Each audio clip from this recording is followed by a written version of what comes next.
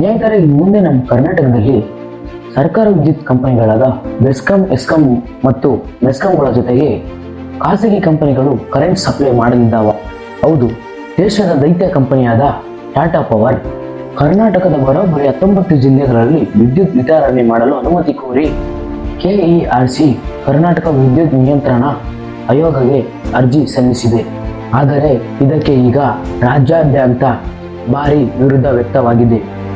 ಒಂದೆಡೆ ಖಾಸಗೀಕರಣದಿಂದ ಸೇವೆ ಚೆನ್ನಾಗಿರುತ್ತೆ ಅನ್ನೋ ವಾದ ಒಂದು ಕಡೆ ಆದರೆ, ರೈತರಿಗೆ ಸಿಗೋ ಉಚಿತ ವಿದ್ಯುತ್ ಕಟ್ಟಾಗುತ್ತೆ, ಕರೆಂಟ್ ಬಿಲ್ ಜಾಸ್ತಿ ಆಗುತ್ತೆ ಅನ್ನೋ ಆತಂಕ ಶುರುವಾಗಿದೆ. ಅಷ್ಟಕ್ಕೂ ಏನಿದು ಟಾಟಾ ಪವರ್ ಪ್ಲಾಂಟ್? ಅಷ್ಟಕ್ಕೂ ಇದರಿಂದ ರೈತರಿಗೆ ಮತ್ತು ಜನರಿಗೆ ಲಾಭನ ಅಥವಾ ನಷ್ಟನ? ಇವತ್ತಿನ ಈ ವಿಡಿಯೋದಲ್ಲಿ ಸಂಪೂರ್ಣವಾಗಿ ಎಲ್ಲ ತಿಳಿಯೋಣ ಬನ್ನಿ ಸ್ನೇಹಿತರೆ. ಮೊದಲನೇದಾಗಿ, ಟಾಟಾ ಪವರ್ ಸರ್ಕಾರಿ ಕಂಪನಿಗಳನ್ನು ಖರೀದಿಸುತ್ತಿಲ್ಲ.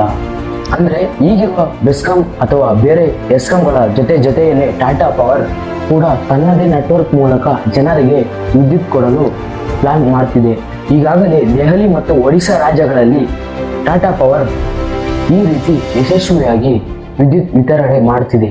ಅಲ್ಲಿ ವಿದ್ಯುತ್ ಸೋರಿಕೆಯನ್ನು ಭಾರಿ ಪ್ರಮಾಣದಲ್ಲಿ ಕಡಿಮೆಯಾಗುವುದು ಉದಾಹರಣೆಯಾಗಿದೆ. ಖಾಸಗಿ ಕಂಪನಿಗಳು ಬಂದರೆ ತಂತ್ರಜ್ಞಾನ ಅಪ್ಗ್ರೇಡ್ ಆಗುತ್ತೆ, ಕರೆಂಟ್ ಪದೇ ಪದೇ ಹೋಗುವುದು ತಪ್ಪುತ್ತೆ, ಸ್ಮಾರ್ಟ್ ಮೀಟರ್ಗಳ ಮೂಲಕ ನಿಖರವಾದ ಬಿಲ್ ಸಿಗುತ್ತೆ ಅನ್ನುವುದು ಇವರ ವಾದ. ಆದರೆ ನಮ್ಮ ಕರ್ನಾಟಕದ ಕತೆ ಬೇರೆನೇ ಇದೆ.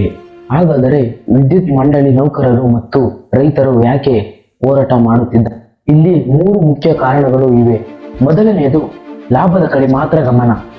ಪ್ರತಿಭಟನಾಕಾರರ ಪ್ರಕಾರ ಟಾಟಾ ಪವರ್ ಅಂತಹ ಖಾಸಗಿ ಕಂಪನಿಗಳು ಹೆಚ್ಚು ಲಾಭ ಕೊಡುವ ಕೈಗಾರಿಕೆಗಳು, ಐಟಿ ಪಾರ್ಕ್ಗಳು ಮತ್ತು ನಗರದ ಶ್ರೀಮಂತ ಗ್ರಾಹಕರನ್ನು ಟಾರ್ಗೆಟ್ ಮಾಡುತ್ತಾರೆ. ಇದರಿಂದ ಸರ್ಕಾರ ಕಂಪನಿಗಳಿಗೆ ಬರುವ ಲಾಭ ಕಟ್ಟಾಗುತ್ತೆ. ಎರಡನೆಯದು, ಉಚಿತ ವಿದ್ಯುತ್ ಯೋಜನೆಗಳಿಗೆ ಹೊಡೆತ.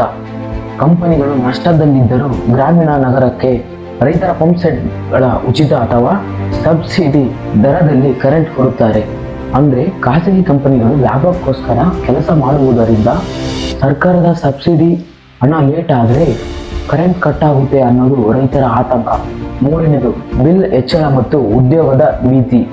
ಖಾಸಗಿ ಕಂಪನಿಗಳು ಬಂದರೆ ಅವರಿಷ್ಟ ಬಂದಂಗೆ ದರ ಹೆಚ್ಚು ಮಾಡಬಹುದು ಮತ್ತು ವಿದ್ಯುತ್ ಇಲಾಖೆಯಲ್ಲಿ ಸರ್ಕಾರಿ ಕೆಲಸಗಳೇ ಇಲ್ಲದಂತಾಗಬಹುದು ಅನ್ನೋದು ನೌಕರರ ಆತಂಕ ಆಗಿದೆ.